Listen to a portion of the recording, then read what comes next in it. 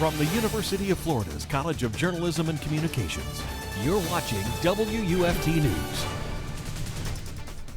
This is a WUFT News Update. I'm Elizabeth Biro. And I'm Macie Goldfarb. Thanks for joining us. Today, we begin with developing COVID-19 news in three main areas: shots for kids, pills for treatment, and a looming battle over a federal vaccine mandate for workers at private companies. NBC's Gabe Gutierrez filed this report from a vaccination site in New York City. The rush is on to vaccinate younger children ages 5 through 11 at mobile vaccination sites like this one.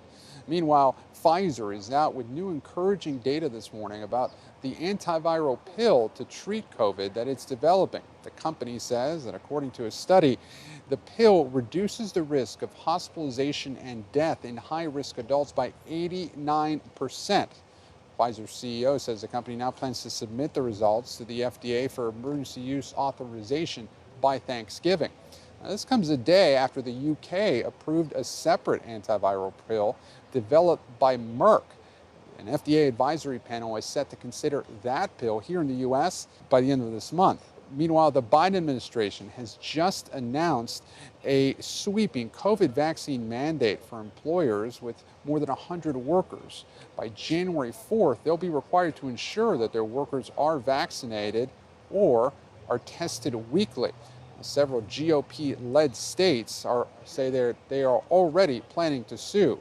Fines could reach nearly $14,000 per violation. Gabe Gutierrez, NBC News, New York. Another judge weighs in on Florida's revised order, giving parents sole discretion to opt out their kids from school mask mandates. Today, an administrative judge rejected a challenge by the Alachua County School Board and several other districts. With dropping case numbers, some of the districts had already relaxed their rules. Last week, the Court of Appeals signaled Alachua and Duval School Board members may have broken state laws with their mask mandates. A procedural order referred to them as being remarkably open in their defiance. UF President Kent Fox is intervening in the case of 3 professors who could be hired to give expert testimony in a lawsuit against Florida's new election law.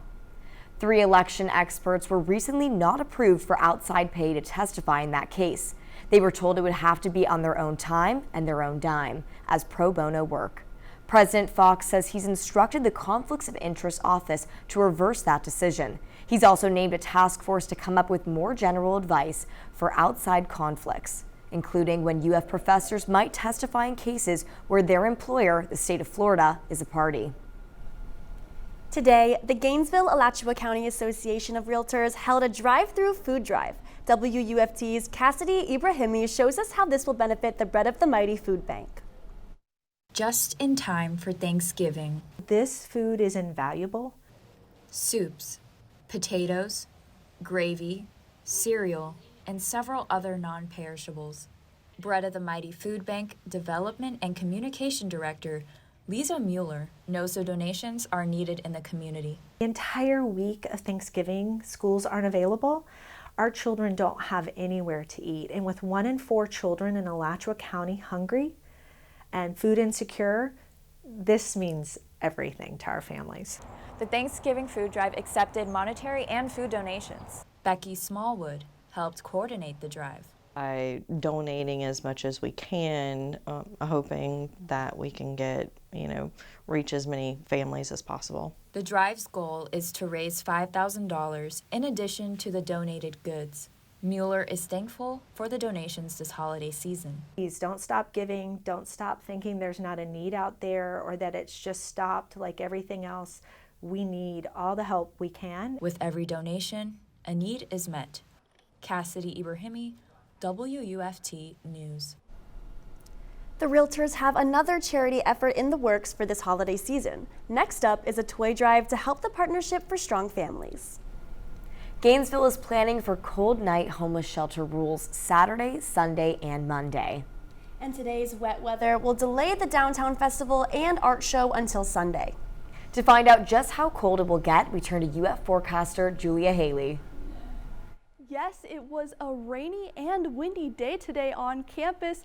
Temperatures right now currently sitting at 61 degrees and in the 60s all around north central Florida. So 58 Stark, 60 Ocala. And tonight we should be seeing those temperatures dip in the 50s overnight.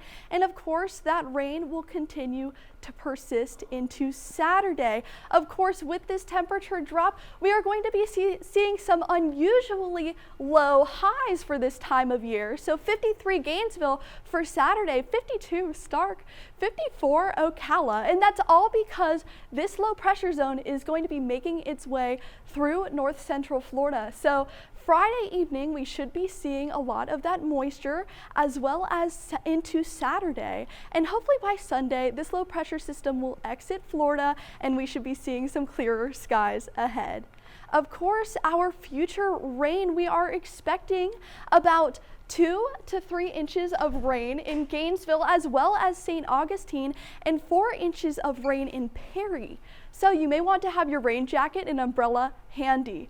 Of course, to end off all of this rain, we should be seeing some clearer days ahead, hopefully starting on Sunday. Make sure to turn your clocks back 1 hour for the end of daylight savings. On to Harrison Smajovits with the sports. Welcome to sports. I'm Harrison Smajovits. The Gator football team is traveling to Columbia, South Carolina for an SEC matchup with the Gamecocks. The Gators eye salvaging their season. Florida still needs 2 more wins to qualify for a bowl game and will likely need to win out to secure a higher tier bowl such as the Outback Bowl or the Gator Bowl. Both teams in this matchup enter with a 4-4 record, with Florida having 1 more win in conference. Despite no conference road wins this season, the Gators are favored in the road game by 20. The game is set to air on the SEC network. Gator volleyball picks up a big win against number 22 Tennessee. Florida took down Tennessee in 4 sets. While the winning set streak came to an end, the overall winning streaks for matches remained intact. Tiara Caesar had 12 kills and 5 aces on the night, while Marley Monzere had 48 assists and 12 digs. The Gators will have a week off before traveling to Fayetteville for 2 matches against Arkansas. Gator women's basketball has an exhibition game against Flagler tonight. The Gators look to use this game to get the regular season started on the right foot. While the Gators continue to improve as a team, they look to improve in a few areas, including conference record. Forward Emanuele de Oliveira returns to the Gators after missing a whole year due to visa issues. Tip-off is set for 6 p.m., and that's your look at sports. Thanks for catching up with WUFT News on Facebook. Our TV news operations are reduced this month as we train on new technology, but on many days we will have updates on Facebook. And we plan to eventually return to our old home on Channel 5. But remember, your Florida news is always on at WUFT.org.